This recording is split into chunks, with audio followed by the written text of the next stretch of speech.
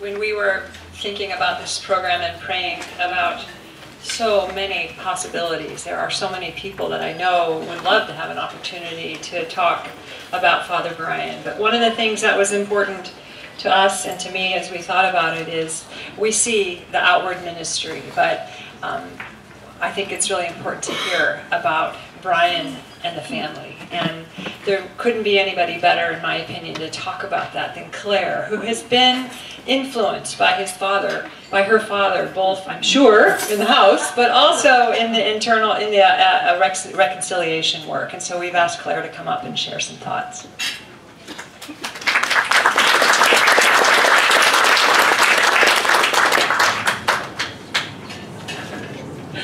I'm sure I was going to trip when I climbed up on that. Terry asked me if I would share a little bit about what it's like to be a pastor's kid, specifically Brian Cox's kid. So, hi! I see you! Hi! People often ask me what it's like growing up as a pastor's kid, or even more specifically, what is it like having Brian Cox as your father?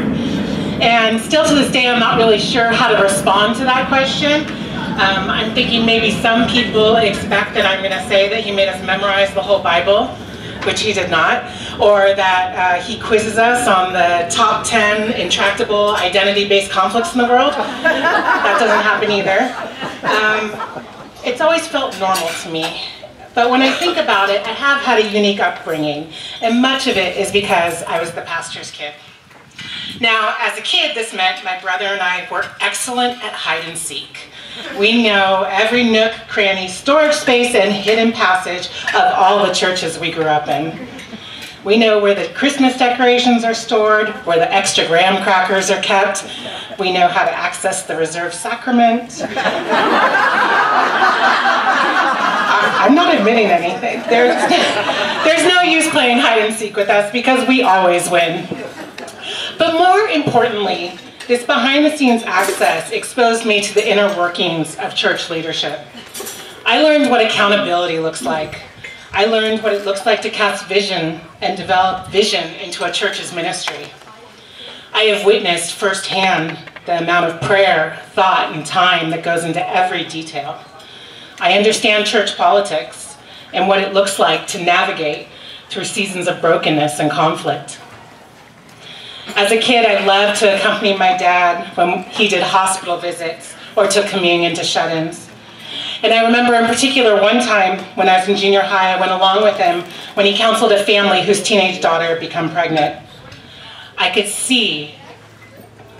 really see the impact his presence and support had on the family. And this is how I learned that most of the pastor's work happens outside the pulpit. Being a pastor's kid is an aspect of my collective identity that has played a significant role in my life. And because of that, it crossed my mind, after today, am I still a pastor's kid?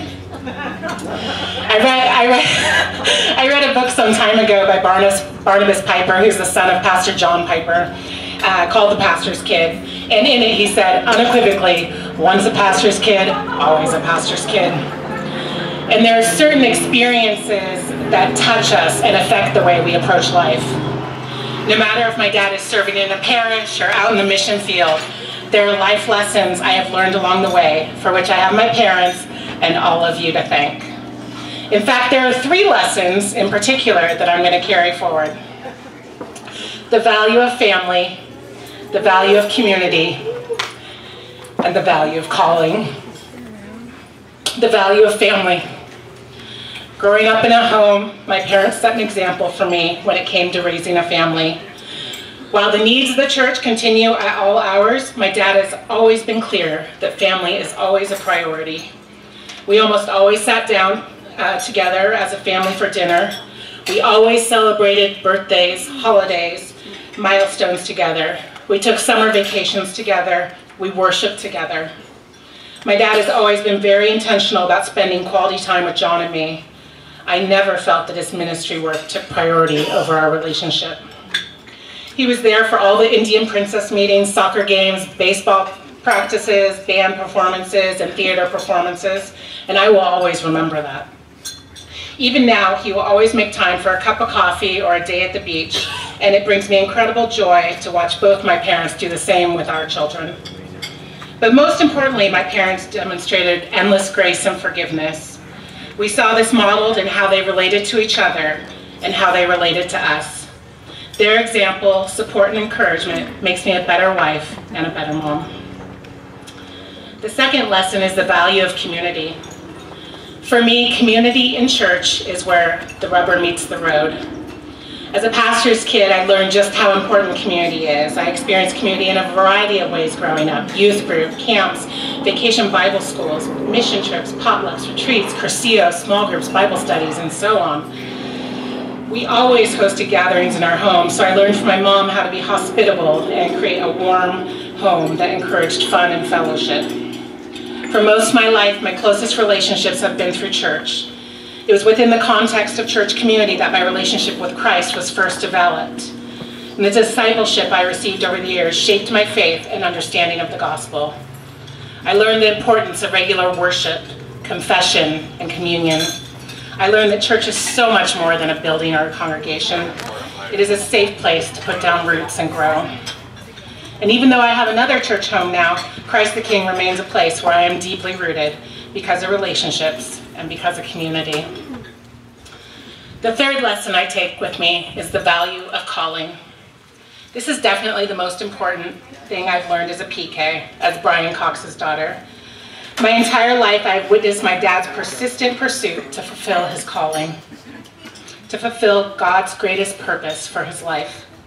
This was a value he instilled at me at a young age, and he has reminded me of it throughout my life. I'll remember one conversation in particular we had one day when we were at Carpinteria Beach, and he gave me some of the best advice I've ever received. He said, I'm kind of paraphrasing here, "You've reached a point in your life where you need to make decisions not based on what you can do, but based on what you must do." And he explained how this is done while exercising submission to God. He then gave me examples of everything he decided he must do: be a husband to my mom, a father to John and me, a pastor, a faith-based diplomat. This has become a model for me in prioritizing my family, my ministry, and my career. As my dad noticed my pull to the work of mediation and reconciliation, he encouraged me. I knew that this persistent tug in my heart to serve as a peacemaker was God speaking his purpose into my life. This calling has become my passion, my career, my ministry, my kingdom vocation. But without my dad and the Christ the King family modeling what it looks to be obedient to a calling, I assure you I would have given up long ago. I am incredibly grateful to have been the pastor's kid. I thank my mom and dad for their commitment to this calling of serving in ministry for 42 years. I thank them and all of you for the rich experience I had growing up, learning to love the Lord and serve him. While this ministry relationship is coming to an end, I will forever have roots here, and I'll forever be a pastor's kid. Mom and Dad, I look forward to celebrating this next season of life for you. Lots of coffee dates and beach days, and I'm sure debating over Jack Reacher books, and Emmett wants to be sure you know that it's his turn on Friday. I love you, and I'm proud of you, Dad. Thanks.